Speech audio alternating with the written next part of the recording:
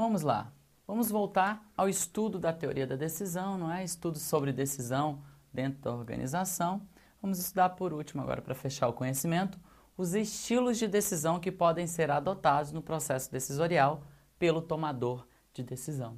Então, a escolha de um desses estilos que a gente vai analisar 5 estilos. A escolha de um desses estilos vai recair, então, sobre 2 elementos. Primeiro, a gente vai considerar o volume de informações que a gente tem para decidir. Então, esse tomador de decisão tem poucas ou muitas informações. Ele utiliza-se de poucas ou muitas informações para decidir. Sempre lembrando, não é, pelo princípio lá da racionalidade limitada de Simon, que os indivíduos eles nunca vão poder processar todas as informações e dados de um determinado problema. Não é? Então, aqui, esse estilo a escolha do estilo que recai sobre as informações para decidir vai ter uma postura tanto maximizadora quanto contentável. O que é a postura maximizadora? É quando o tomador de decisão quer o máximo possível de informação de determinado problema para que ele possa resolvê-lo, para que ele possa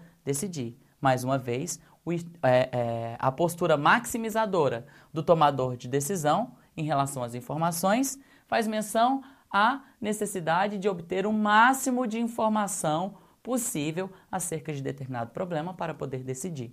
Qual é o estilo contentável, não é? O que é o contentável? O contentável quer somente a informação necessária, não quer perder tempo. Ele não quer todas as informações possíveis, o máximo possível de informação. O que ele quer? Somente a informação necessária, só a nata da informação. Né? A gente segue aqui quanto ao número de alternativas. Então, a gente vai considerar, para escolher um estilo, o volume de informações, bem como o número de alternativas. Fique fixo isso na sua mente.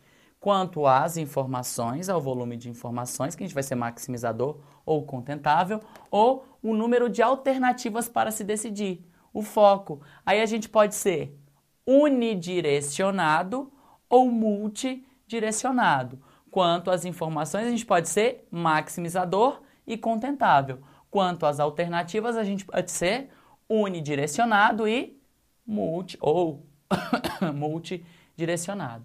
Então, unidirecionado vai buscar uma única solução. Multidirecionado vai buscar uma variedade de decisões, sempre analisando naquele leque de decisões os prós e os contras das decisões. Tá? E a gente hierarquiza e escolhe aquela mais racional, mais adequada à resolução dos problemas. De novo, quanto ao número ou ao volume de informações, poderemos ser maximizador ou contentável. E quanto ao número de alternativas de solução, unidirecionado ou multidirecionado. Unidirecionado busca uma única solução. Multidirecionado, a multiplicidade de soluções, fazendo análise dos prós e contras para que se hierarquize e chegue a uma solução racional, adequando os meios e os fins. Então, da combinação desses 2 fatores, a gente pode escolher um dos estilos de decisão abaixo. Vamos lá primeiro. Estilo decisivo. O que é o estilo decisivo? É o cara que, ao tomar a decisão, é contentável e unidirecionado. Olha só, contentável porque ele não vai atrás de todas as informações, só da informação suficiente. E unidirecionado porque só tem uma informação, logo ele vai ser decisivo. Ele bate e vai. Utiliza o mínimo de informação e uma única alternativa para resolver rapidamente. Ó, marquem aí, rapidamente o problema. Quando o problema precisa ser resolvido rápido, qual estilo a gente tem que ter? Estilo decisivo. Ou seja, poucas informações, só é essencial, mas uma única solução a se seguir. Estilo flexível. O flexível, ele vai ser contentável, ou seja, quanto ao volume de informações, ele só vai ficar na essencial, ele não vai ver todas as informações possíveis. Só que ele vai ser multidirecionado. Por mais que ele utilize pouca informação na hora de decidir, ele vai optar, não é, por algumas soluções, ele vai fazer a análise da solução mais viável. Também se movimenta com rapidez. Não é? Só que agora é menos rápido do que o estilo decisivo e às vezes muda o foco, interpretando as informações para examinar múltiplas alternativas. Então ele pode mudar o foco, ele não tem um só foco. O estilo decisivo tem um só foco e poucas informações. O estilo flexível usa poucas informações, mas pode ter vários focos, tá? Também vai ser mais rápido, mas menos rápido, lógico, que o estilo decisivo, tá? Ele é flexível por quê? Porque por mais que ele lide com poucas informações, ele pensa na multiplicidade de soluções.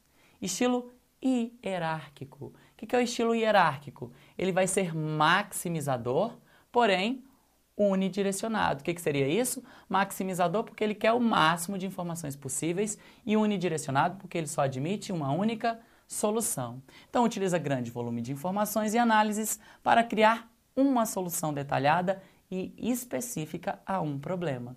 Então ele vai exercer controle com ênfase na qualidade e perfeição para chegar à melhor solução. Então guarde esse aspecto do estilo hierárquico. A ênfase dele é na qualidade e na perfeição em busca de uma solução melhor e específica para o problema, uma única solução. Estilo integrativo, ele vai ser maximizador. Por que maximizador? Porque vai colher diversas informações. O quanto maior for o volume de informações, melhor para o estilo integrativo. E além de colher toda a gama de informações, ele vai ser também multidirecionado, ou seja, ele terá vários focos, ele pode adotar diversas soluções. Então ele tem muitas informações coletadas, mas são usadas para a criação de muitas soluções possíveis. Então aqui a gente vai ter um processo mais lento, concordam comigo? Que além de considerar e analisar todas as informações possíveis, a gente vai criar um leque variado de soluções. Então a ênfase é na criatividade, na investigação, então anotem isso daí, grifem. O estilo integrado, ele vai ter, integrativo aliás, vai ter uma ênfase na criatividade e na investigação, com a abertura de novas opções. Ou seja, muita informação, várias opções de solução, porque ele é, aí, no caso, integrativo. Agora vamos para o nosso último estilo, o estilo mais complexo dos 5. Não é? O estilo mais complexo de decisão dos 5 é o estilo sistêmico.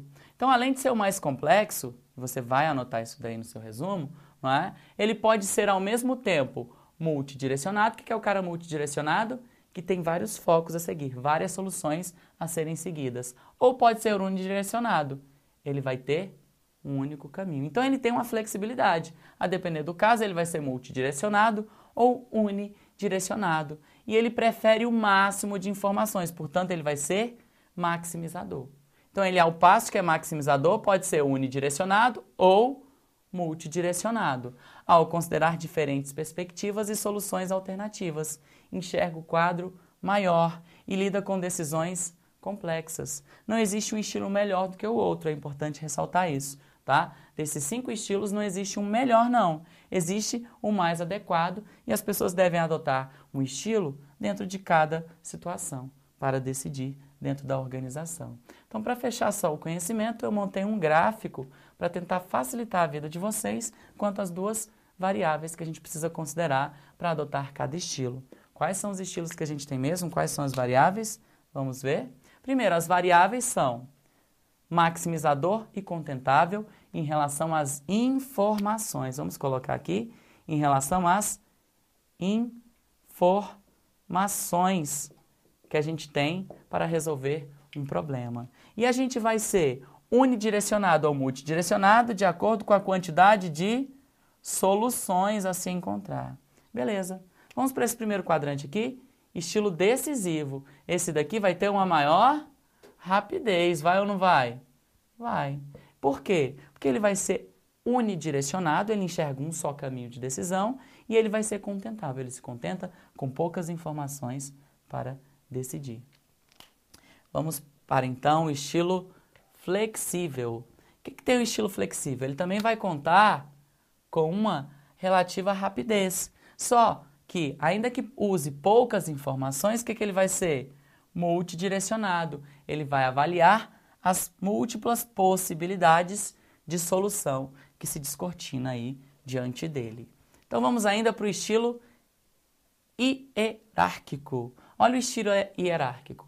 Ele vai ser maximizador, ele quer o máximo de informações possíveis, só que ele vai ser unidirecionado, ele só acha uma solução específica, ele quer a mais perfeita das soluções, não é? Ele quer o ideal, para resolver, ele tem uma única solução, ele prima pela qualidade. Então ele verifica o máximo de informações, mas ele escolhe uma única solução perfeita e adequada. Então esse é o estilo hierárquico. Vamos agora para o quarto estilo, estilo integrativo. O estilo integrativo ele é tanto maximizador quanto multidirecionado. Ele é bastante analítico. Isso é mais demorado, é ou não é? Ele vai analisar todas as informações, bem como todas as possibilidades de solução. E aí, fora dos quadrantes, desses 4 quadrantes, eu coloquei aqui no gráfico o estilo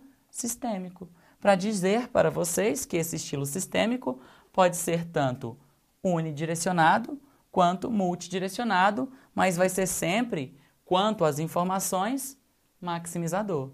Quanto às soluções, ele pode ser tanto unidirecionado quanto multidirecionado. Agora, quanto às informações, ele vai ser sempre maximizador.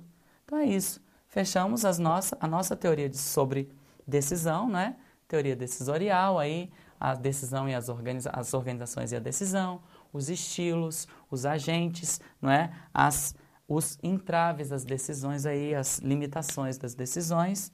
E vamos agora para exercitar um pouco, tá? Aliás, ainda tem mais um slide. Depois disso, a gente vai exercitar um pouco e fazer algumas questões. Então, além da gente classificar as decisões em programadas e não programadas, programadas são aquelas com procedimento prévio, não programadas é aquelas que têm por base a inovação, a incerteza, a gente também pode ter essas denominações. Primeira, decisão sob certeza. Quando você tem certeza de algo e vai decidir. As variáveis são conhecidas e a relação entre suas ações e consequências é determinística, ou seja, uma relação de causa e efeito. A gente tem ainda decisão sob incerteza. As variáveis são conhecidas, mas as probabilidades para determinar as consequências de uma ação são desconhecidas ou não podem ser determinadas com algum grau de certeza. Tem ainda a decisão sob risco. Ocorre quando as variáveis são conhecidas e a relação entre a ação e suas consequências é conhecida em termos probabilísticos, ou seja, tem a probabilidade de ocorrer, mas ninguém tem certeza sobre isso. Então, há um risco aí em se tomar uma decisão. Então, a gente viu mais essas denominações aqui.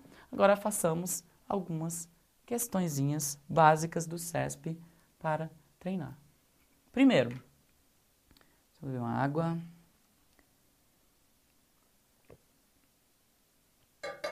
Passar para esse lado, estou cansado desse lado aqui.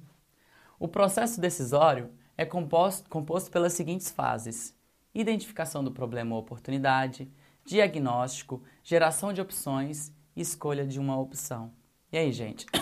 Olha lá. O processo decisório é composto pelas seguintes fases: identificação do problema ou oportunidade, diagnóstico, geração de ações e escolha de uma opção. Ó, errado. Pode ser definido assim. Como eu falei para vocês, o processo decisório comporta sequências aí que não só essa, é ou não é? Além de tudo, a identificação do problema ou oportunidade está dentro de qual etapa? Do diagnóstico. É ou não é? Além disso, sabe o que ele fala? Ele esqueceu de falar aqui? Dos objetivos.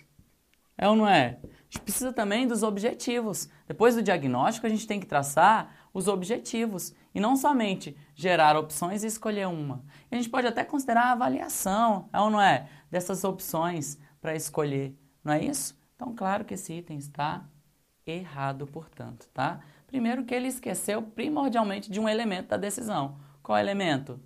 Dos objetivos. Os objetivos precisam ser delimitados. Em organizações, é comum surgirem problemas e caberá ao administrador solucioná-los. Dessa forma, o tomador de decisões deverá lançar mão de algumas técnicas acessórias ao ciclo do processo decisório, sendo o diagrama de causa e efeito e o princípio de Pareto recursos utilizados para a etapa de diagnóstico de problemas. Certo ou errado, gente? Desculpem.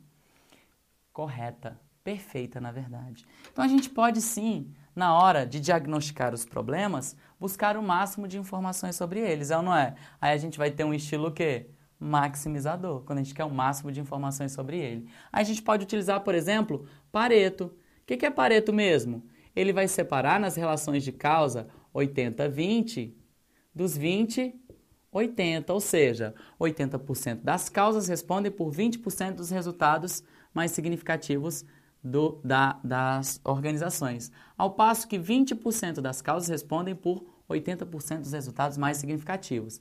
Aí a gente vai se focar, claro, numa análise hierárquica. Aí a gente pega e faz outro Pareto. E do Pareto a gente tira outra relação, 80-20, outra relação, 20-80, até chegar na nata, não é? Na nata do problema. E a gente vai delimitando e vai analisando. Além disso, além de Pareto, a gente pode utilizar Ishikawa. O que é Ishikawa mesmo? É o gráfico espinha de peixe, em que a gente coloca na cabeça o nosso problema, o efeito negativo que a gente quer atenuar. E aqui nas espinhas a gente coloca as causas que afetam a esse problema. Perfeito. O tomador de decisões vai se valer de técnicas acessórias ao processo decisorial. Perfeitamente. Questão linda de Deus. Bom? Segundo os estudiosos da área, o processo decisório alia intuição à racionalidade. Quanto mais informações estiverem disponíveis para o administrador, maior será o grau de intuição do processo. E aí? Certo ou errado? Quando a gente tem muita informação, a gente precisa utilizar muito a intuição ou a gente precisa de menos intuição? A gente precisa de menos intuição. Então esse item está errado. É lógico isso. Até aqui estava perfeito. Claro que o processo decisorial, ele é subjetivo, não é como disse Simon. Claro que a intuição vai contar, a percepção, a emoção, não é? Os fatores cognitivos aí, psicológicos do indivíduo. E a gente vai buscar uma racionalidade. O que é racionalidade mesmo? A adequação entre os meios e os fins, não é? Para alcançar objetivos. A gente tem um comportamento racional e o planejado. O planejado é o comportamento guiado por objetivos. E o comportamento racional é aquele guiado por objetivos, mas que procura uma adequação de eficiência entre os meios e fins, tá? Agora, falar que quanto mais informações a gente obtiver, mais intuição a gente usa, pelo contrário, quanto menos informação obtivermos, mais uso a gente vai ter que fazer do nosso feeling, da nossa intuição.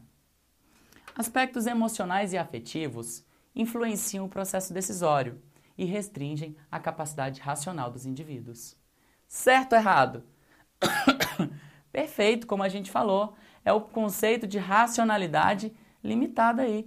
Há um certo grau de subjetividade das decisões, porque são indivíduos os tomadores de decisão, não é? Então a gente vai ter uma restrição da nossa capacidade racional por conta dos nossos sentimentos, crenças, aptidões. Com certeza esse item está perfeito. Os processos de planejar, organizar. Vamos lá, com a musiquinha. Planejar, organizar, dirigir, controlar. Pode ser? São ações fundamentais que norteiam as atividades organizacionais na tomada de decisão. Até aqui tudo certo, né? A gente utiliza o pode ser para tomar decisão? Perfeito. Então, também utiliza o pode ser na gestão de recursos e na definição de objetivos, tanto na esfera pública quanto na privada. E aí, o que você marcaria aqui? Certo ou errado? O pode ser auxilia o processo decisorial? Sim. O pode ser ajuda, não é? Norteia as atividades organizacionais na gestão de recursos e definição de objetivos? Sim. E o pode ser é utilizado tanto na esfera pública quanto privada? Sim. Tranquilamente. Isso é uma convergência entre a administração pública e privada. Todas estão sujeitas ao ciclo organizacional ou processo administrativo, que pauta aí as decisões tanto governamentais quanto privadas. Item, portanto, correto também. Última alternativa aqui desse slide. Planejamento pode ser entendido como algo que se faz antes de agir, ou seja, como uma decisão, como uma tomada de decisão antecipada. E aí, certo ou errado? Certo, o CESP considerou essa questão como certa. Disse que o planejamento é uma tomada antecipada de decisão. Conceito esse que ele retirou do livro de Planejamento Estratégico do Chiavenato, tá? Então tá perfeita essa questão aqui. É como se fosse uma tomada de decisão antecipada, tá? O planejamento.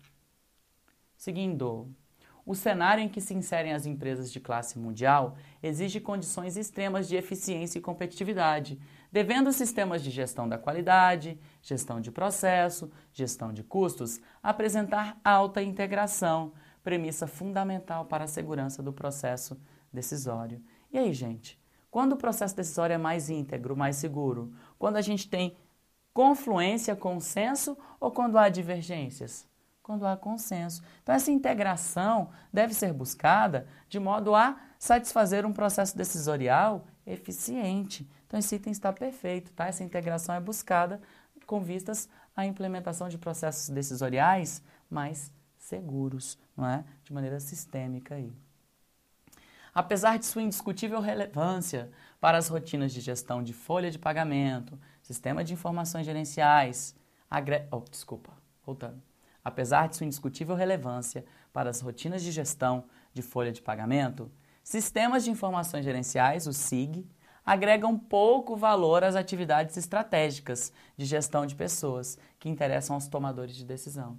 Gente, o SIG, o Sistema de Informações Gerenciais, vai ser um sistema que vai concentrar dados para gerar informação, processar dados, disseminar informação para auxiliar os gerentes de linha na tomada de decisões, especialmente em relação à gestão de pessoas. Então, esse item está errado, não é? Quanto mais informações, melhor para a resolução dos problemas, porque aí a gente faz uso de menos intuição e mais razão, né? Quanto menos informação, mais intuição. Quanto mais informação, menos intuição do administrador.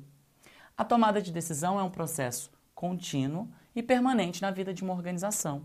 O diagnóstico ou definição do problema decorre da necessidade não satisfeita e refere-se a uma das etapas do processo decisório. Perfeito até aqui? Perfeito. Ao identificar um problema, o administrador deve tomar uma decisão para resolvê-lo. E, para tanto, autores desenvolveram modelos diferenciados de análise das etapas do processo decisório. Perfeita questão. A gente estudou diversas etapas do processo decisório, porque diversos autores elaboraram modelos diferentes. A gente tem como referência maior o que disse Simon, mas não quer dizer que o que ele disse é lei. Tem outros autores que consideram maneiras diversas de pensar os processos decisoriais e suas etapas e fases. 10. O modelo racional de tomada de decisões é geralmente um processo de construção de opções. Nele, são calculados os riscos e é escolhida a alternativa de maior possibilidade de sucesso. Ah, sim! Agora falou bonito, não é? Correto! O modelo racional é aquele que vai fazer a melhor adequação entre meios e fins. Lembra que o comportamento planejado é aquele guiado por objetivos. Mas, quando a gente quer alcançar o objetivo da melhor maneira, a gente está sendo o quê? Racional. Então, a gente quer aquela alternativa de maior possibilidade de sucesso. Não necessariamente é que vai obter mais sucesso. Por quê? Porque a gente sabe que a decisão ela é relativa. E o indivíduo toma uma, deixando de lado todas as outras, não é? Do leque de decisões ou da árvore de soluções. Então, esse item está perfeito. O modelo de Simon distingue as decisões programadas das decisões não programadas. Perfeito. Para o referido autor, as decisões não programadas são aquelas tomadas em condições de imprevisibilidade, enquanto as programadas são aquelas baseadas em dados repetitivos. Gente, mongol, é ou não é? Questão perfeita, correta. Mais uma. O modelo incremental de decisões pressupõe as limitadas capacidades cognitivas dos tomadores de decisão. Nesse sentido, o tomador de decisão considera algumas alternativas, decidindo apenas por aquelas opções corretivas das imperfeições atuais, cujas consequências venham a ser mais importantes em seus resultados, em detrimento das decisões inovadoras que promovam objetivos futuros. Então, olha lá, aqui o que ele disse? O tomador de decisão vai considerar algumas alternativas e vai decidir somente por aquelas corretivas das imperfeições atuais. Esse é o modelo incremental. Sim. O que é o modelo incremental? À medida que surge um problema, a gente vai lá e resolve. Então, o modelo incremental, ele não está pensando lá no futuro de longo prazo, não. Ele vai fazendo incrementos dentro da execução organizacional. Por isso, essa questão está certa. Então, aqui a gente vai pensar nos resultados mais imediatos, da correção das imperfeições que surgem, das imperfeições atuais, e não nas soluções ou decisões inovadoras que promovam objetivos futuros, tá? Tá correto. Por ser incremental, essa questão está correta. E aqui ainda levou em consideração o conceito de relatividade das decisões, porque toda vez que a gente escolhe entre uma decisão, por uma decisão entre várias, a gente dispõe das outras tantas. Questão, portanto, correta. Última questão para finalizar a nossa aula.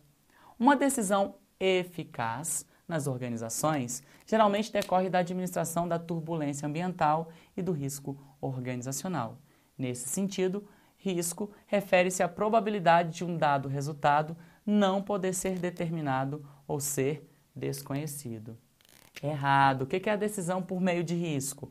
Ela vai ser eficaz quando ela alcançar seu resultado. Agora, quando a gente fala da decisão sob risco, a gente até determina, não é? A gente sabe qual é o problema, a gente sabe como resolvê-lo, mas a gente tem aí uma resolução probabilística, não é? Ou seja, é provável. Então, nesse sentido, risco refere-se à probabilidade de um dado resultado não poder ser determinado ou desconhecido? Não, ele pode ser sim determinado, mas por dados probabilísticos, tá? Então, portanto, esse item está errado. E a gente vai ser eficaz, não a decisão eficaz, decorre da administração da turbulência ambiental e do risco. Sim, a gente tem que atenuar essas turbulências, só está errado pelo final, quando fala de risco e diz que a gente não pode determinar ou conhecer o resultado. A gente pode sim determinar o resultado